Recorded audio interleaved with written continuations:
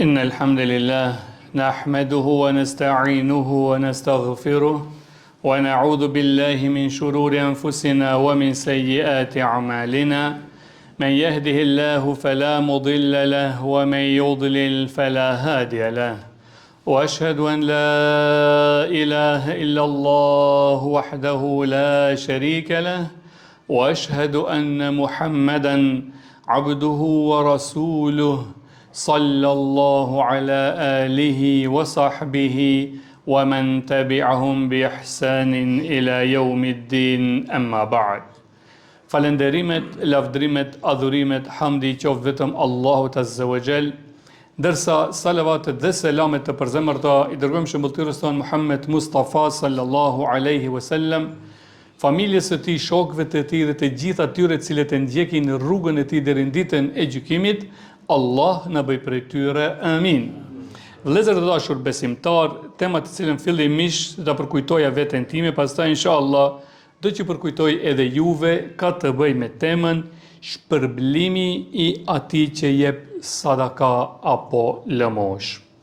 Vëllezër të dashur, pasi me hutben, predikimin e xumas së kaluar, përfunduam në lidhje me temat që kishin të bëjnë me kapitullin e të vdekurit.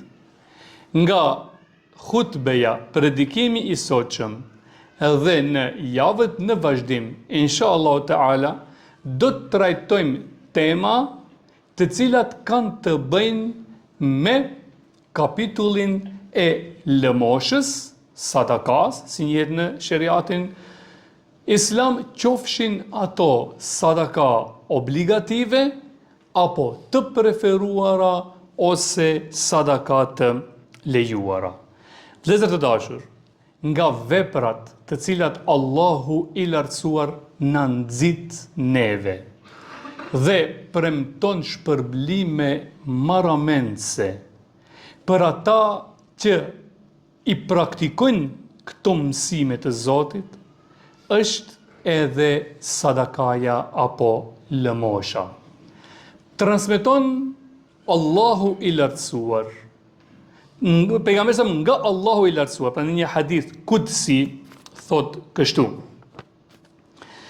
Qala Allahu tebaraka wa taala, thot pejgamberi ka thënë Allahu i lartësuar. Ta dëgjojmë. Thot: Ya ibn Adam, ya ibn Adam, o biri i Ademit, unfiq alejk, unfiq alejk, shpenzo, jep për hir të Allahut, që të shpenzoj edhe unë për ty. Shpenzo për hir të Allahut, dhe kur unë dhe ti do të shpenzojmë, Allahu do të shpenzon për ne. Pra, Allah i madhëruar nëpërmjet këtij hadithi kudsi na nxit që ne të jemi bujar, të japim në rrugë të Allahut të madhëruar. Allahu i lartësuar premton se ai i cili jep në rrugë të Allahut, ai Allahu do ta furnizoj edhe më shumë se sa ai ka dhënë. Kjo tregon se bujaria, lëmosha, dhurimi i pasurisë për hir të Allahut nuk e varfërojnë njeriu. Përkundrazi, lëmosha, sadakaja edhe më shumë e bën të pasur njeriu. Ky hadith po ashtu na mëson që të mos kemi frikë të japim nga pasuria jonë. Qoftë atëherë kur do të kemi pak, qoftë atëherë kur do të kemi me bollëk. Allahu i madhëruar na garantonte nëpërmes këtij hadithi se nëse ne japim, jo vetëm që do të na kompenzoj ç'tash me pasuri. Shif, jo vetëm që do të na kompenzoj me pasuri, po ai do të na kompenzoj atë sadaka me shumë e shumë mirësi tjera.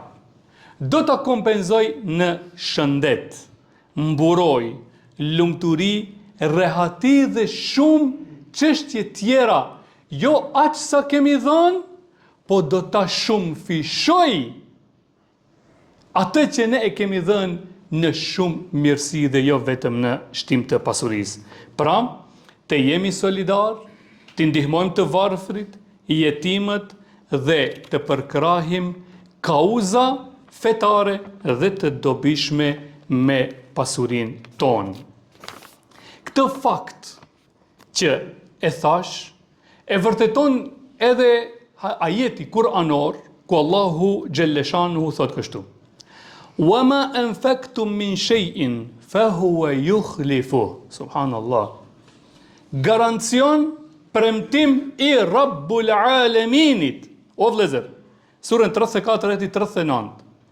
وَمَا أَنْفَقْتُم مِّن شَيْءٍ, gjithçka që ju e keni shpenzuar për hir të Allahut të lartësuar, çfarë? فَهُوَ يُخْلِفُ. Allahu Akbar. Ajbe do t'jau kthej atë juve, aj do t'jau zavendësoj atë juve, me pasuri, me shëndet, me kret ato që i tham pak më parë. Jo vetëm aq, po do t'ua shumë fishoj zavendësimin. Mjafton ju t'jepni për hir të Allahut të lartësuar.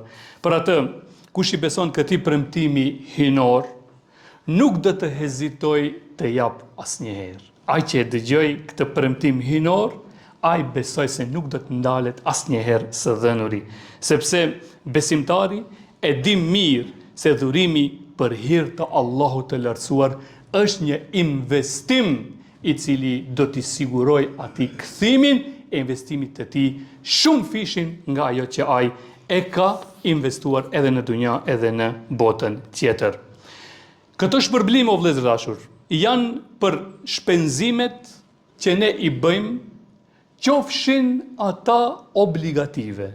E njëjta vlerë është edhe për zeqatin, edhe për shpenzimin për prindrit ton, edhe për shpenzimin për gratë tona dhe fëmijët ton, është i njëjti shpërblim. Pra qofshin ata shpenzime obligative, qofshin edhe ata shpenzime të preferuara, ndihma e xhamis me pasuri, ose me ndihma tjera, nuk është vetëm parja, ose ndihma të varfërve, ose bonjakëve, jetimëve e kështu me radhë, po ashtu edhe për të gjitha shpenzimet që janë të lejuara. Lutim Allahun e lartësuar me emrat e tij të bukur dhe cilësitë e tija të larta, të na jep neve pasuri që jep fëmijëve tonë dhe mbar besimtarëve musliman, dhe të na mundsoj që atë pasuri ta shpenzojmë për hir të Allahut të lartësuar. Amin. Aqulu qawli hadha astaghfirullaha li wa lakum wa li jamil muslimina min kulli dhanb fastaghfiruhu wa tubu ilayhi innahu huwa at-tawwabur rahim.